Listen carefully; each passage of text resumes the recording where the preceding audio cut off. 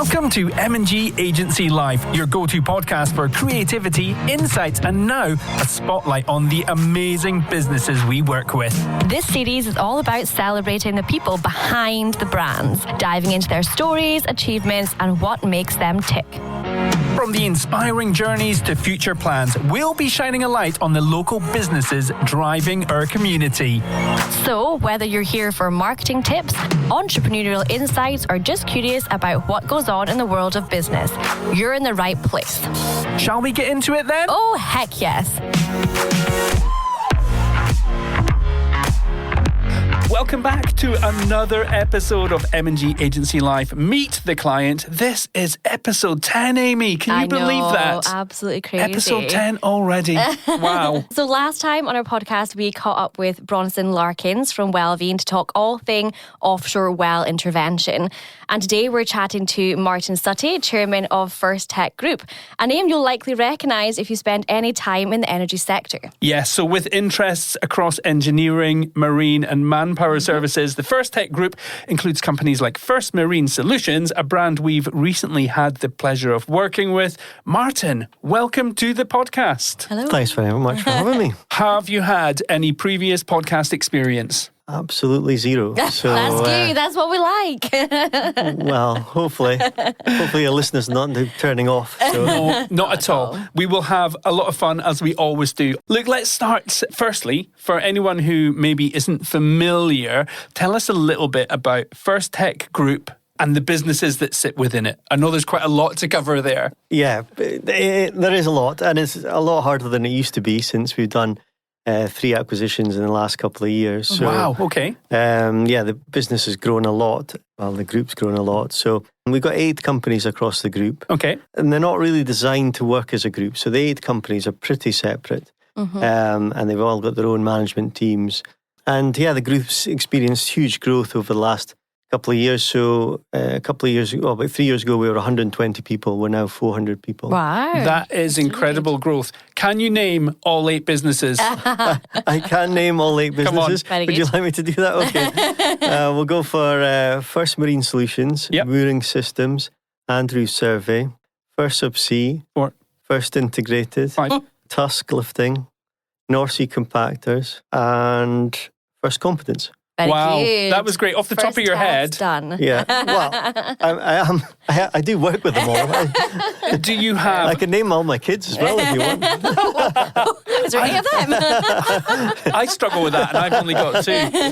So 8, I was going to say, do you have a favourite? But that'd be like asking if you have a favourite child. Of course you don't. Well, that's not quite true, because I am managing director of one of the companies. So, Okay. I'm managing director of First Integrated. So, that business, I've been managing director there for about 8 years, and I've been chairman for the whole group for about the last 5-6 years. Right, and it sounds like things are going really well. We'll probably get into this throughout the podcast, but we want to hear more about this growth and acquisition and all this success. Exactly. So, Martin, let's start from the start. How did your career begin, and what led you to where you are today? Well, my career began at school, obviously. Yeah. And then I studied law at university in Aberdeen. Wow. And then I became a chartered accountant with Deloitte in Aberdeen. So I was at Deloitte for 6 years. I wouldn't say I was always academic by any means. I was probably a bit cheeky at school. I was thinking back to one story where you used to stand at the front of the classroom and have to do a talk for English, and Yes. you get graded on it. It was petrifying. So I quite enjoyed that. Of course you did. You can imagine. My goodness. Well, most people would do like a hobby of theirs and talk about a subject they knew well. So I was, as I say, a bit cheeky. So I decided to imitate my English teacher. And that went down an absolute storm with the classmates, especially when I was going, "Shut up, Sophie," to one of the naughtier kids in the class. And that was going really well. The grades weren't so good. Did you pass that talk? Well, he gave me a pass, but he wasn't. He didn't exactly love it, and I think that kind of summed up my school career up to that point. And then I knuckled down, got decent grades. But one of the things I did that was most interesting at school was Young Enterprise. I don't know if you know about this. I did that when I was at school as well. Yeah, so I did it as well. So in our team, we did a fashion show. We got C&As from the Bon Accord Centre support the fashion show at Cults Academy, and it was a massive success. And then we went and did a talent show, and we had Mr. Kelly from Kelly's Occults. We had Duncan Shearer, the Aberdeen footballer, and I think it was an English teacher. And this was long before Britain's Got Talent, and it was an absolute amazing success, and so much so I'd heard recently that Cults Academy have been doing a talent show ever since. So this was 1996. So what was your talent? Did you have a talent? Oh, definitely not. I was, You were behind absolutely nothing. So, but yeah, it was great, and so much so First Oil then went. So after Deloitte, so I was at Deloitte for 6 years. Worked at First Oil, small E&P company. Still on the finance side? So yes and no. I joined in the finance department, but then I worked in the M&A side and acquisition. So we were trying to buy small stakes in oil and gas fields. And so we were an E&P company, but we weren't an operator. We were non-operated in all the field interests. So that was interesting. But yeah, then First Oil, we sponsored the Young Enterprise Dinner, which was quite fun. We had some amazing speakers come along. So we had like Joe Malone. Oh, wow. We had Richard Reed from Innocent Smoothies. Great. We had a few of the other dragons. We had Duncan Bannatyne. We had Michelle Moan. So wow. Some were better than others, obviously. But yeah, no, it was great. And recently I was asked to judge in the Young Enterprise finals night, and they've actually changed the format, and it's much better with the Kids of the Stars now, and it's really impressive. And it was really inspiring. Nice. So First Tech Group are going to sponsor that going forward, and brilliant. We're going to donate a bit of our time to help mentor some of the businesses. So I'm really looking forward to that. Okay. So is that quite an important part of what you do at First Tech, being involved in these initiatives and attracting new talent maybe as well? Yeah, I think one of the things that we do that attracts and staff retention is good because of this is we're not a private equity backed business. We're family owned, I suppose, and we're not trying to sell the business in 3 to 5 years like a private equity business might be doing. Or we're not urgently trying to list or anything. So we give the management teams freedom to really express what they think is the best thing for the business to do. So there's no urgency to, for example, get a sale in before the end of the month. Or to rush to produce something because we're going to need to announce it to the stock market or whatever. Yeah. It's all about, is it in the long-term interest of the business? And if it is, then we're interested and we'll probably do it. And I think that freedom of taking away the complexity of some businesses and just saying, is it good for the business? Yes. Okay, we'll do it. It's just so liberating. And I think people who work in the First Tech Group really enjoy that, and including myself. Yeah, sounds like a refreshing way to work. Sounds like there's probably an interesting culture going on, which we're going to come back to. So you have seen the industry from multiple angles. Are there any standout moments that has really shaped your own approach to business? Well, I think there's probably a few standout moments. Certainly when First Oil went bust, that was a pretty terrible time. For me and my family. That was tough. But I think you just have to learn, just have to continue to improve and get better. But I remember, so one example I could give you is when I was working at First Oil, we went to an operator and we had all these discoveries that we had joint interests in. And we proposed to them that we developed them all together across a platform and we'd make lots of money together. It was a great idea, we thought. And so did they. They said, oh, this is a great idea. So we said, well, what's the next steps? And they said, well, there isn't any next steps. If we took it to management, they would reject it.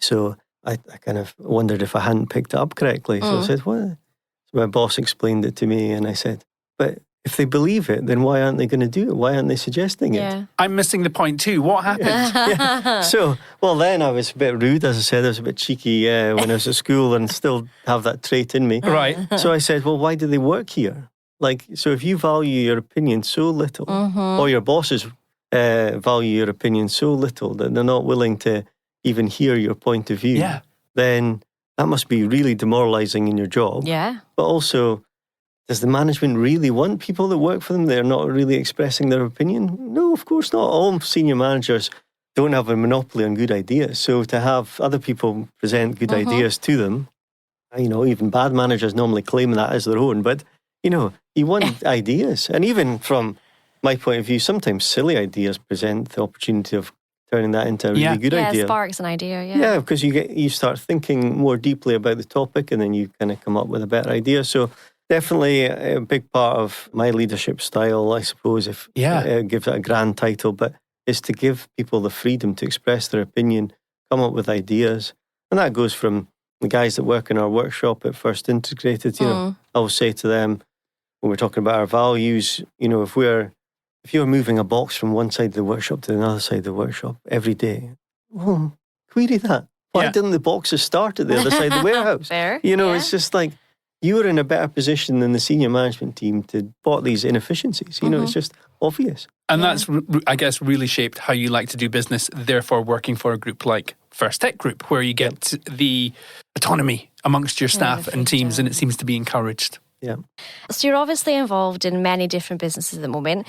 What is it like overseeing a group with such diverse operations? Well, of course, I'm lucky because we've got 400 people in the group and we have a lot of people support me. So it's very much not a one-man show. It couldn't be further from that. So across the 8 businesses, we've got really good senior management teams, and their enthusiasm for their business is infectious. I get a lot out of that. And also it's great for me in terms of learning new things all the time. All the things the business are doing, even within one business, they're doing lots of different things. So if you multiply that by 8, then, it takes a bit of getting used to keep on top of all of. But it's great. And I think from my point of view, learning is interesting, isn't it? Like if you're just doing the same thing over and over again, it gets a bit boring. But if you're learning, then you tend to be enjoying what you're doing. It becomes mundane. I'm certainly learning every day I'm here. I'm Rising Gill. I know, there's always something new that comes up, isn't there? So Martin, what about when you're not working then? What type of things do you like to do in your spare time? You've already mentioned fashion shows and talent shows. Well, that's just a Saturday.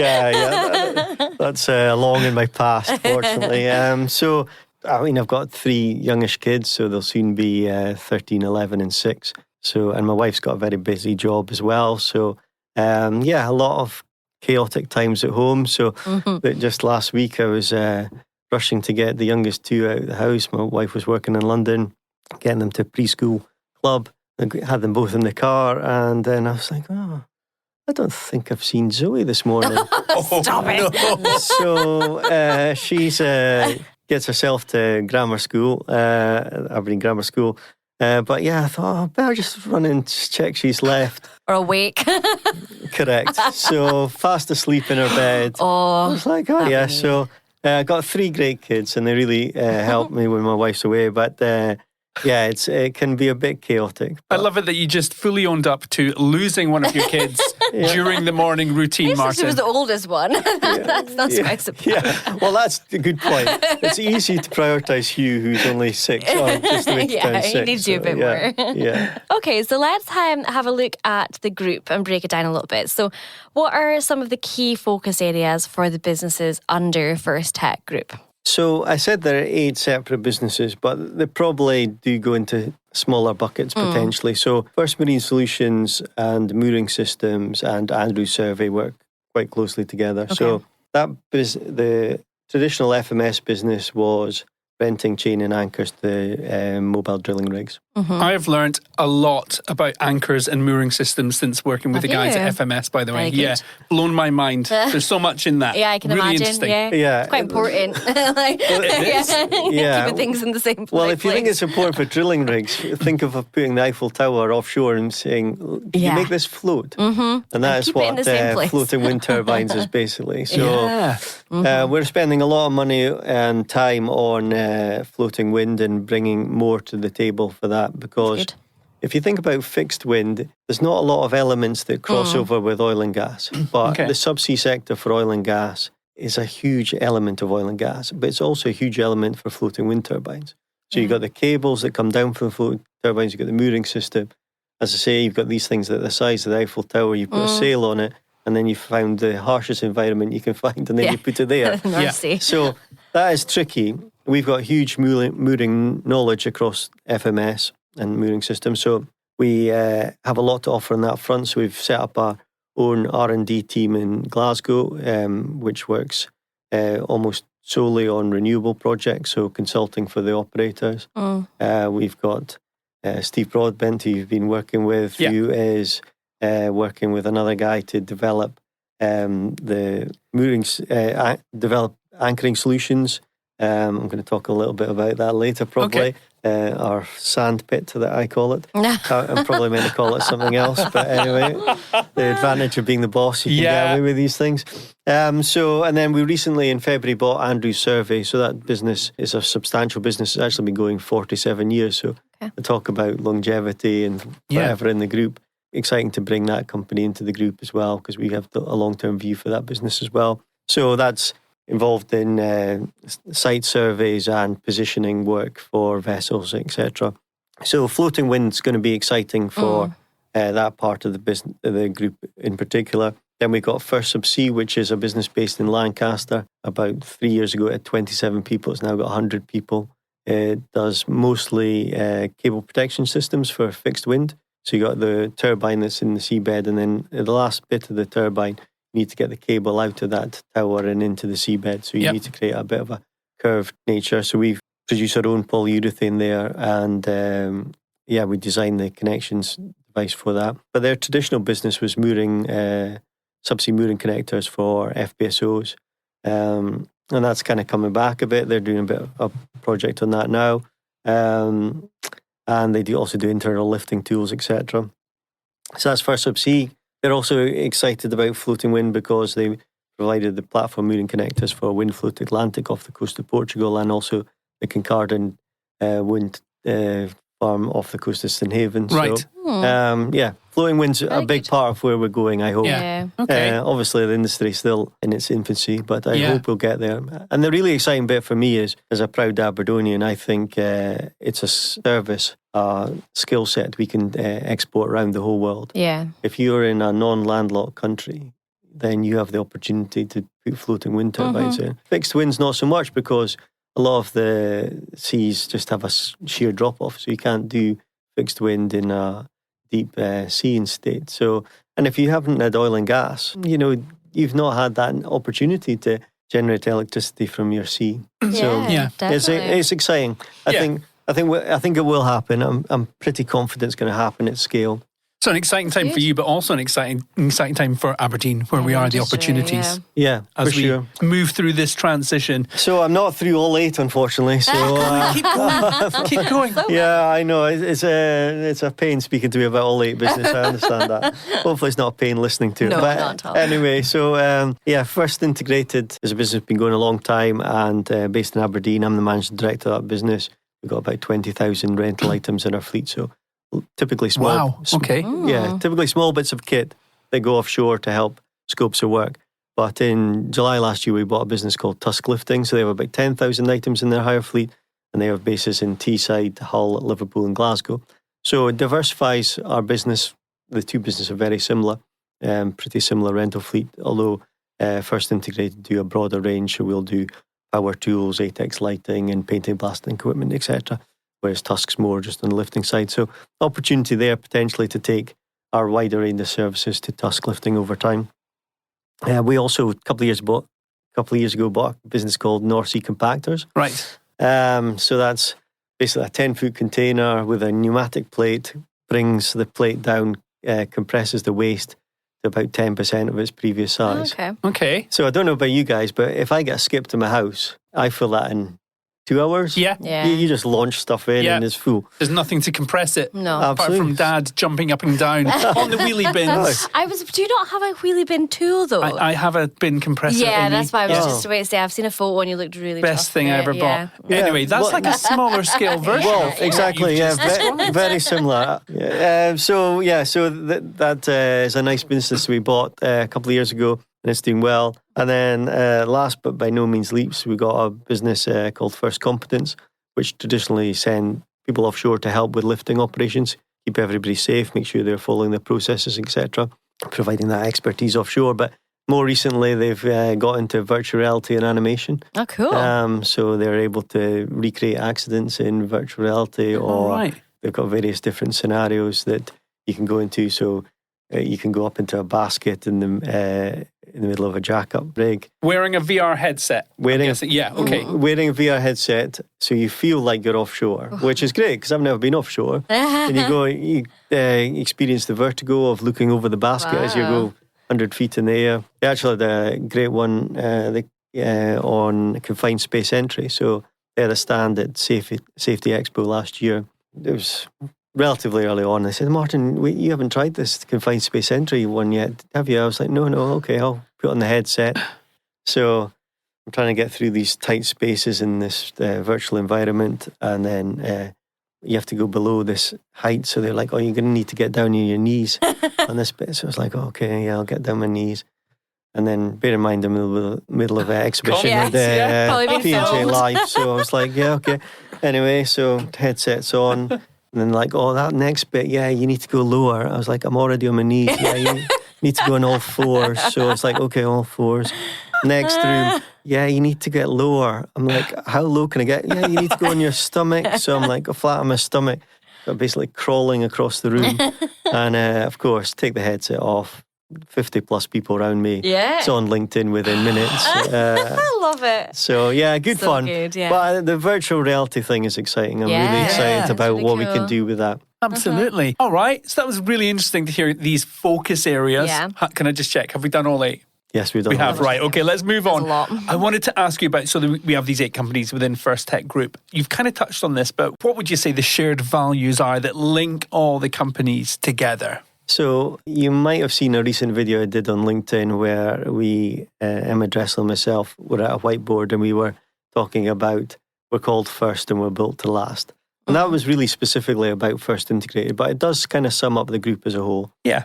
We are taking long-term decisions in everything we do. And I think that's just a healthy way to run your business. And yeah, it's exciting, I think, for people in the business that they know that we're going to be here a long time. They can see that we're investing in the business. We're not trying to save cash so that we can exit the business. That's not what's going on. So we're investing significantly. And I think that applies right across the group. And actually, it's probably been a big part of why we managed to acquire Andrew Survey and Tusk Lifting as well. They both have relatively young management teams who wanted to stay with the business. And they could see that under the First Tech umbrella, that opportunity was there for them. And I'm really excited about investing in those businesses further and helping them grow. It's that long-term vision, isn't it? Yeah.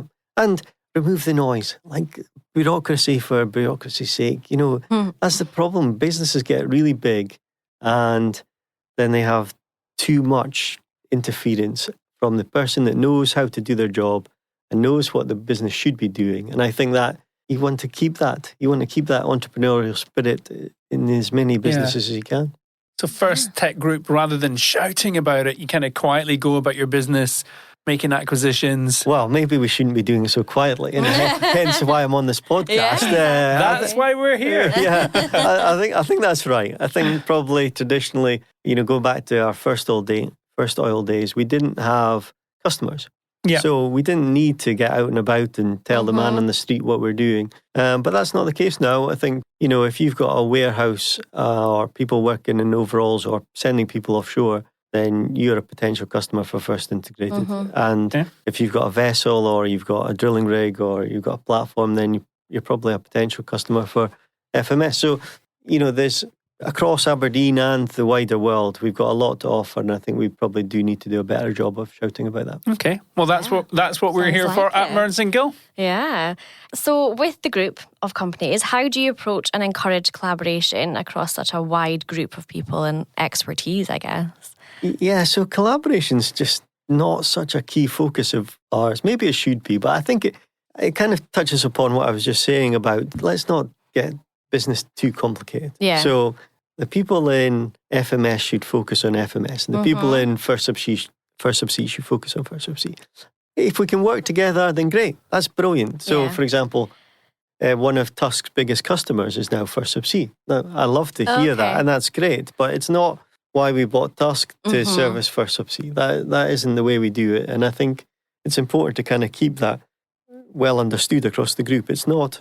The group's never going to merge the 8 companies. Yeah. They are merged already, but they're not trying to get to one managing director or one sales director. That's not the aim of the business. They're all going to operate independently. Right, so let's go on to leadership and culture. I reckon you'll probably have a lot to say about this. We're going to start with this one. How would you describe your own leadership style and how has it evolved over time? You've already kind of maybe mentioned and touched on this one. Yeah, so I think some people are sort of natural born leaders, and that wasn't me. I was at Deloitte, I had almost nobody reporting to me. At First Oil, I had almost no one reporting to me. So my leadership style wasn't sort of well set at an early age. This is how I'm going to run the businesses. So I kind of fell into it a little bit when I rejoined First Tech Group in 2015.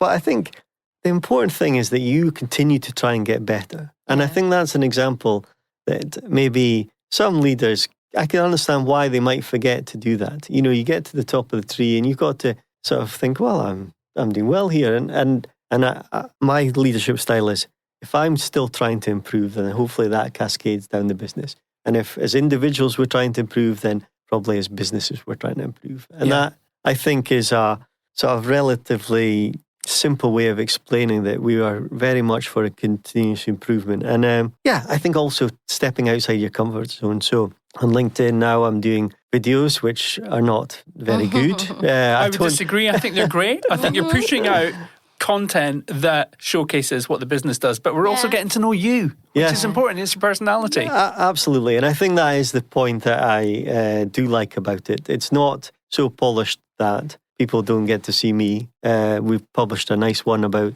with Emma Dressel, me making several bloopers, which was great fun to publish and have a laugh at ourselves with. And I think it's important that you can have a laugh at yourself. Yeah. I mean, for example, I got a car the other day and one of the guys in the workshop was walking down the road, across the road, and one of our colleagues drove past and my workshop colleague gave him the finger with a smile. And that classic wave. Exactly. So I'm getting out of the car across the road. So now I'm like, hi. And he's like, hi. He's still got his finger up. So I'm sort of going, yeah, good morning. And he's going, oh, that's not you. And I was like, well, I thought we were friendly, but I didn't know we were this friendly. Having fun is important. And this podcast might be helpful for the sort of 400 employees. I don't know them all personally. So get to know you more. I'm hoping that they're going to listen to this and enjoy the content and also learn a bit more about me. I will let you know when we hit 400 downloads on this episode. We'll know that's all of them. Exactly. Brilliant. So obviously your leadership style is kind of developing a bit of a culture. So what's the culture like within First Tech Group, and how do you develop a sense of innovation and connection within the team? Yeah, so definitely expressing their opinions. I think one of the things that we really want people to do is express opinions, come up with new ideas. So at the moment we're in First Integrate, for example, we're rolling out our values, which are flexibility, innovation, respect, success, and teamwork. So we're getting people together in small teams.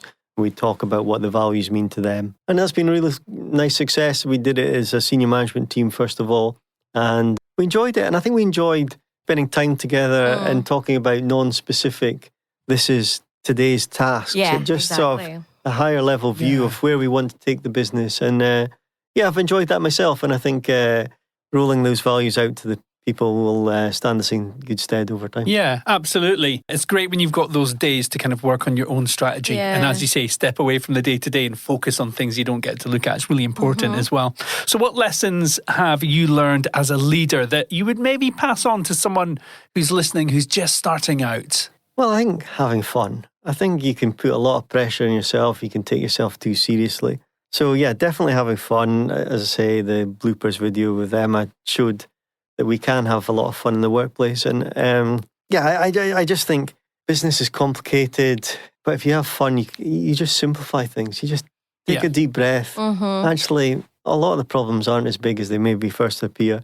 So yeah, definitely that. And then, continue to learn. I think it's really important that you continue to develop yourself. And I've got a great bunch of people around me who are learning as well. I mean, Stephen Brown, who's the managing director of FMS, has done a great job. He's a chartered accountant as well, and he's done a great job. He really knows the mooring industry inside out now, which is pretty impressive for a guy who's a trained chartered accountant. Yeah. And then Emma Dressel, who is my business development director at First Integrated. So she's been doing a university degree in her spare time.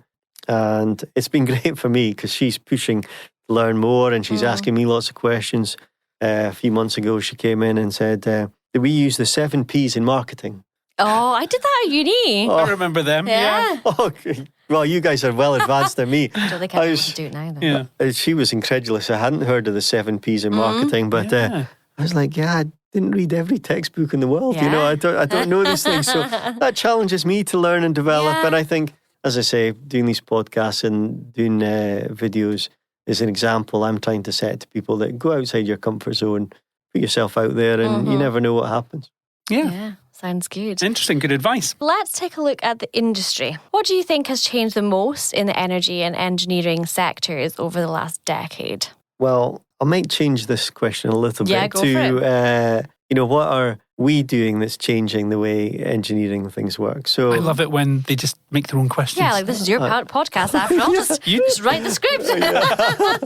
That was a bit of a politician. Well, a politician would have just gone on with it. Just pretended they answered the question. So First Integrated, we are inserting RFID tags into all our rental fleet. We're using 3D printing in both FMS and First Subsea. So I had the pleasure of seeing that when I was recently down in Lancaster, but we've been doing that for FMS for a while. But it really helps to see the product. So instead of looking at a computer screen, to actually feel and touch and get the idea of scale, etc.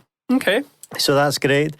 We're also using AI. So at FMS, we have a new product that we're developing called MoorTrack, which will monitor the stresses and strains that the mooring systems on floating wind turbines will experience. And the AI feature will compare that to the expectation when we put the development into place, and they'll give early warning signs of when inspection regimes or replacement might be required. So interesting aspect of that, and we developed that ourselves inside. As previously discussed, we've got a sand pit, really high tech. Tell us about the sand pit. What is this? Fun. So the sand pit is a really long and thin sand pit, but what is clever about it is we have this device that sits along the top of it, and it layers the sand to be absolutely precise in terms of its density. So when we're comparing one anchor solution against another anchor solution, it's not just somebody throwing sand into a sandpit with a spade. We know exactly that it's clinically done effectively. So you can clearly see that one anchor is better than another. Okay. And the guys are working on that, and it's revealing quite interesting results. I said earlier I wasn't allowed to say one thing. Yes. Can you say it? Well, don't tell anyone. It's exciting. Right. The progress to date is exciting, and I'm really excited to see This is a watch this space moment. Watch for a video. So I think I'll get away with that. Okay. Hopefully I don't get into too much trouble. And then first competency, we talked about the virtual reality earlier, and some of the things we're doing on that is going to change the way people do business. I think it's going to change the way office staff can interpret what it's like to be offshore, to visualize the experience. And I think that's great for empathy. I mean, one of the things that I really try to promote in the group is understanding other people's point of view. So it's easy for office-based staff to criticize the workshop or vice versa, but they don't necessarily know what it's like. So you need to try and get some cross-transference there of understanding. And ultimately, empathy goes a long way when you're asking for people to do things. Yeah, it absolutely does. So what about trends then and future technologies? What excites you? So as I say... Apart from crawling along the ground at an exhibition wearing a VR headset. So I mean, I think those ones there were still in the development phase, so we'll probably be further along the journey in the future, and I think virtual reality in particular, I think, stands out with that.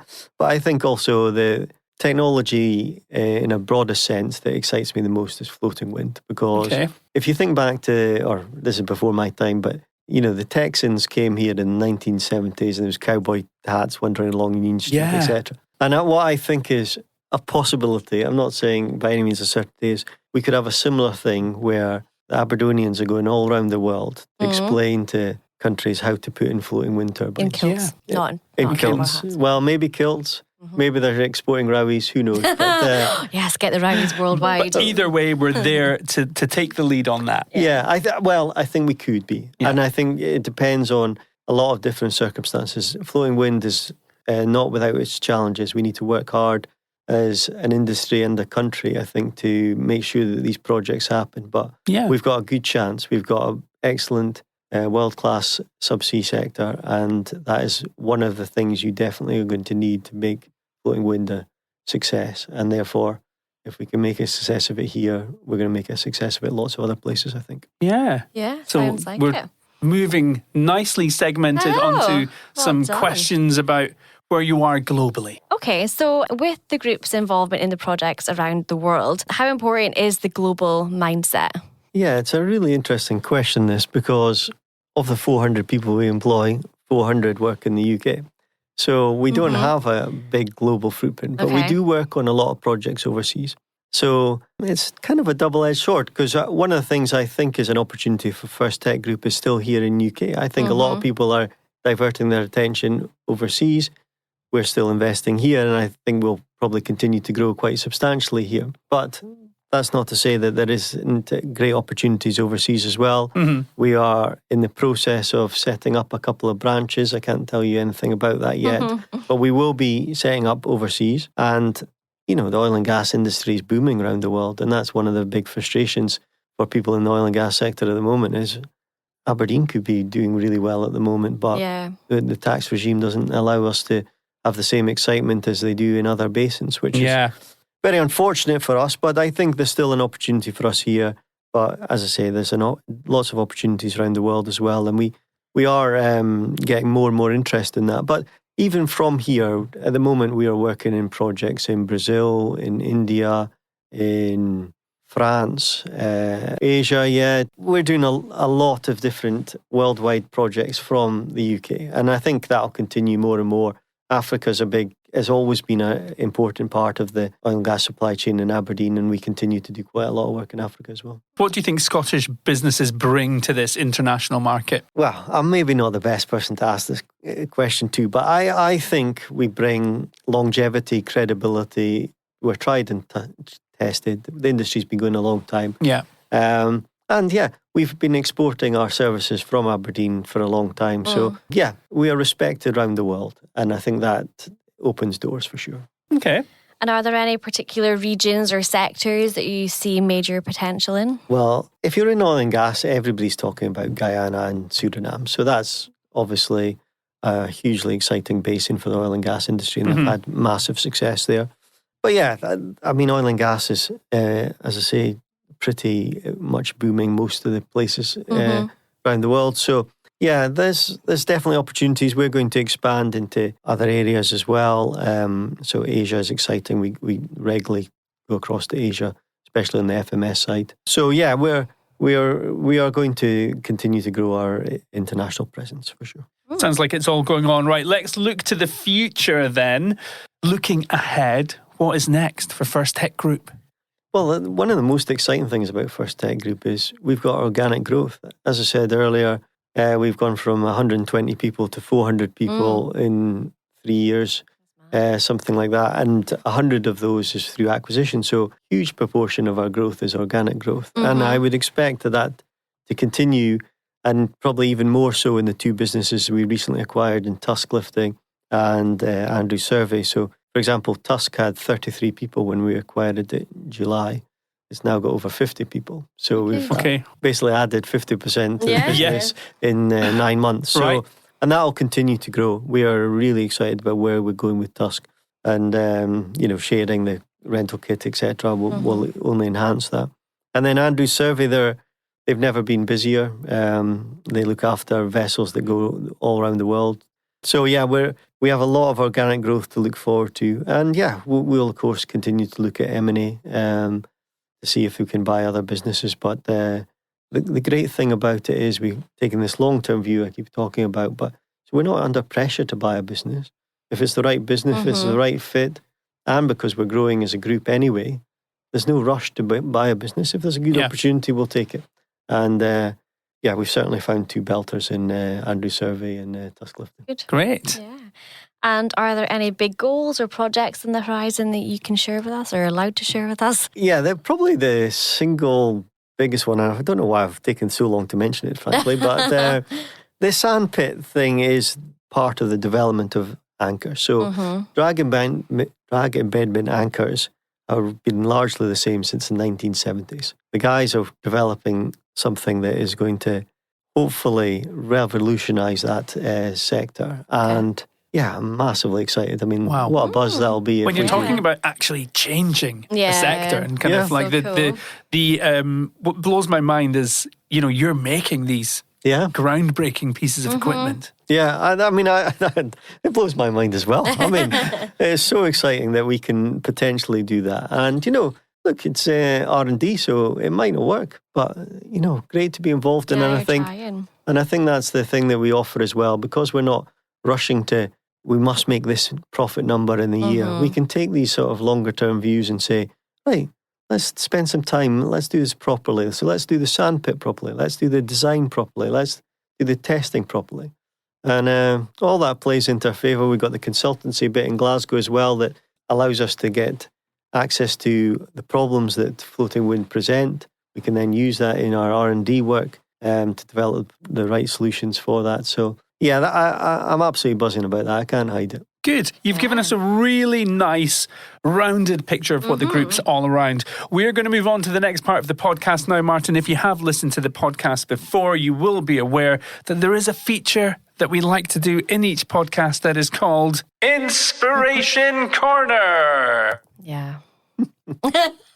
Amy's just lost for words at this I moment. love this section. She's I lost hate that for voice. Inspiration Corner is basically where we will ask our guests to share a quote, a mantra, or a piece of advice that's stuck with you over the years. Martin, what would you like to share and bring into Inspiration Corner? Well, I apologise for people that have seen my chamber talk, but I really like this piece of advice, and it stuck with me. So I was in standard grade accounting, 15, 16 years old, and a guy called Jeff Burns from Fifth Dimension Magic came into the school to help with the underpopulated class of 7 doing standard grade accounting. Oh, gosh. Surprisingly, it wasn't more popular. I mean, Yeah, why why? wouldn't more people do accounting? Bet they're sorry now. Yeah. So anyway, Jeff came along, and we had a good bit of fun with Jeff. And but at the end of the term, he came up, he singled me out, and said, "Martin, in your career, people will try and make you have less fun, encourage you to be more professional than just cut out the jokes and stuff." And he said, "Don't do that." Yeah. And I think it's a really interesting piece of advice. I actually Yes. spoke to Jeff about this a few years ago, and he's saying that doesn't sound like something he would have said. But, because now he's been a magician for the last 20, 30 years. So, he took his own advice. But I think it's a good example, and maybe some parents could learn from this as well, that if you want your child to stand out from the crowd, then being a little bit cheeky, being a bit fun is actually a pretty healthy thing to do. Yeah. I would agree with that. Yeah, I Yeah. think we have fun here. Yeah. Having fun on this podcast. Yeah. Look at us. I know. Thank you for Wild. sharing that. That was fantastic for bringing that into Inspiration Corner. Right, we're going to move on to a little game we like to call This or That, Martin. This is a rapid fire, quick fire round of questions. And you got to say the first thing that comes into your mind. Yep. Amy, do you want to kick this off? I can. So, leading a meeting or leading by example? By example, Early bird or night owl? early bird. Dog or cats? Well, my wife had a 3-legged cat when we got together. So Three-legged cat. the 3-legged cat used to get phantom pains in the missing leg. So it trashed more than the one suit.